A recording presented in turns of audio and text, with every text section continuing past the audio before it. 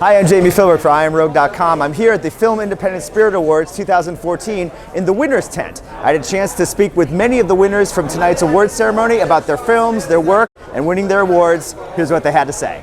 Jared, when you first read the script, did you realize there was a role you needed to play, and did you have any idea that it was going to get the acclaim? I had no idea that the script was going to turn into such a special film. I thought the script and the role was wonderful. And you never know. I mean, I've made a career out of making independent cinema, right? That's what I've done. I've mostly made art house independent films, and they can break your heart because they don't always turn out the way that you hoped they would. The odds are always against you. They're impossible to get finance, impossible to find distribution, impossible to market. Impossible. So when they do work and they connect with people, it's really a wonderful and beautiful thing that happens. Lupita, what was the most difficult part about preparing for your role emotionally? I think for me, this being my first film and working with actors and Steve, and that I had grown to really deeply respect and admire, for me, the first and hardest thing to get over was my self-doubt. Ryan, can you talk about casting Michael as Oscar Grant, and for Michael, what it was like to play that role and play a real person? I was in a really fortunate position. Like it's funny because I went to undergrad for finance, and finance, like, it's known that you want to get in on the industry before it takes off like crazy. You know what I mean? And I was writing the script with Michael in mind. And I was actually scared. I was terrified that I don't know if I ever told him this, but I was terrified that he would get a similar movie or another movie, and he'll just explode, and I wouldn't be able to afford him. You know what I mean? So that was the idea that I had for Mike. I just knew he was the guy. You know, and I wrote the script with him in mind. Yeah, that's crazy. Just to play a role like Oscar Grant was extremely personal to me. You know, he could have been me or any one of my friends. So like when I got the opportunity to portray him and kind of put give him a voice, give him a little bit of his humanity back, I kind of jumped at it. And most of it was on the page. You know, Ryan is an incredible writer, so I remember reading it and bawling halfway through. And it was just an opportunity I couldn't pass up. For Reese, what was it about this script and this role that really drew you to this project? Well, I was just really so thrilled that, first I read the script and then I sat with Jeff, and it was just sort of game over. Then I was just haunted by the script, and then he called me and he said, I just want you to play this role. And I was so blown away by his previous films, particularly Take Shelter. And there's just so few people making stories about this area of America, which is, like, just to echo Jeff Sundman, where I grew up. And he just did it without any pretense and just told the story straight from the heart. And to work with these incredible actors, these young people who blew me away with their sophistication of character and work ethic and just pure humanity. It was an exciting process. For Miss Love and Judith and the other singers, what was it like to have your life story told on the screen in this documentary?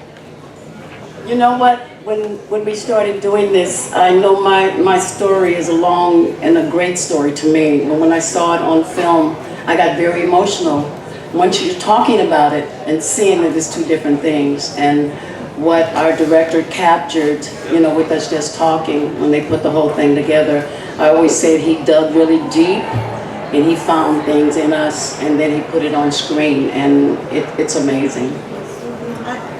I feel deeply honored to be a part of this. I think what strikes me about this whole thing is that it's so much bigger than all of us, and bigger than, our stories are symbolic for everyone who's had a dream and who's struggled, and I think that it's been so powerful to see how everyone is connected, whether you're a singer or whatever you do, like that whole dream in the Cinderella story, so it's awesome. Matthew, could you talk about preparing to play this role emotionally and physically? Well, I had heaps of information. It being a partial biography and based on true events, I had a real man, but I also had 16 hours of interviews from the writer. I had his sister, his daughter. I had their scrapbooks. I went to them. They didn't sugarcoat who he was. They were very honest about who he was. I had his diary from 2 years before he had HIV. I've said it before, but that really was my secret weapon, because that was who the man was before he had HIV. That's who the man was before he was soliciting the Dallas Buyers Club as a businessman. It was a man trying to find his way in life, a little bit wandering, a little bit lost in a small town in Texas. I got his humor from that. I got his humanity from that. And I got his conspiracy theories from that. And then the physical was just, that was something that was not an idea. That was just something that I saw the pictures of him. I knew his condition. It was something I needed to do. I had no idea how far I needed to go. I had no idea how much I needed to lose, but I knew I needed to start. So I gave myself 4 months to do it. And the idea, my thought was I needed to lose about 35, but I ended up getting to 35 and it wasn't enough. So 47 was the final number. And you know, structurally in my life, what that did was it put me in a place to study all those things that I was talking to you about before, endlessly. So it gave me about 8 hours a day, 6 days a week. I spent time just working on that, and it was research on him and research on the script and coming up with variations for each scene, because I knew we wouldn't have time to talk about or think up a new way to handle a scene on the day because we have to move it so fast. Cate, could you talk about working with the great Woody Allen, and what's he like as a director on set? It was 99% of the direction happens in the script, and then I think a hallmark of his career as a filmmaker has been the casting. And when I heard the extraordinary cast that was being assembled, you feel like 99% of my work had already been done for me. But it's a bit of benign neglect. You know, he lets you go. And he wants to see what you're going to throw at the material. So there's a lot of invention and play, obviously, with the other actors. And because I mean, Matthew was talking about not having a lot of takes. We certainly didn't have a lot of takes, but he also doesn't. There's a storm coming. Nice to know you all. We all die here. It's in service to the film industry and my career. So thank you all. But he also doesn't cover the cover, so you know that he's not going to get to the editing room and be able to cut away from things. So for me it was quite theatrical in a way, and I certainly couldn't have approached the role without working with everyone at the City Theatre Company. So and I think probably there's a theatricalized sense to Jasmine that you know, as a character that really ignited with his style of filmmaking. Steve, could you talk about putting your incredible cast of actors together in this ensemble?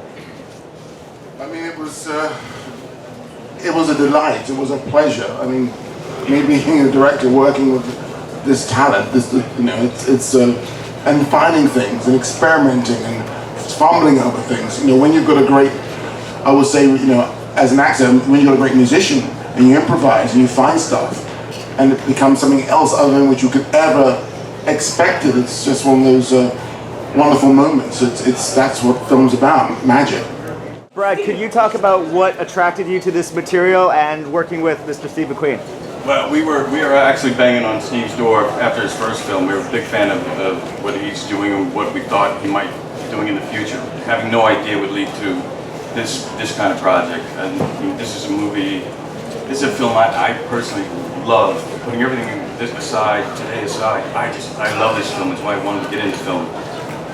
You could hear when Steve first started talking about it. You felt it when John Ridley finished the script. You felt it when the cast got together, and to be a part of that, you know, it doesn't come along that often, and it's a real privilege to be a part of it. And I thank Mr. McQueen for bringing us all together and to tell Solomon's story. It's been a great experience.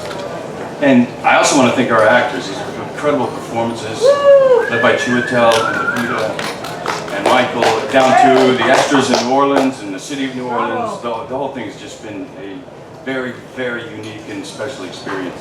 And I shouldn't be standing in front of Steve, because we're all here because of you.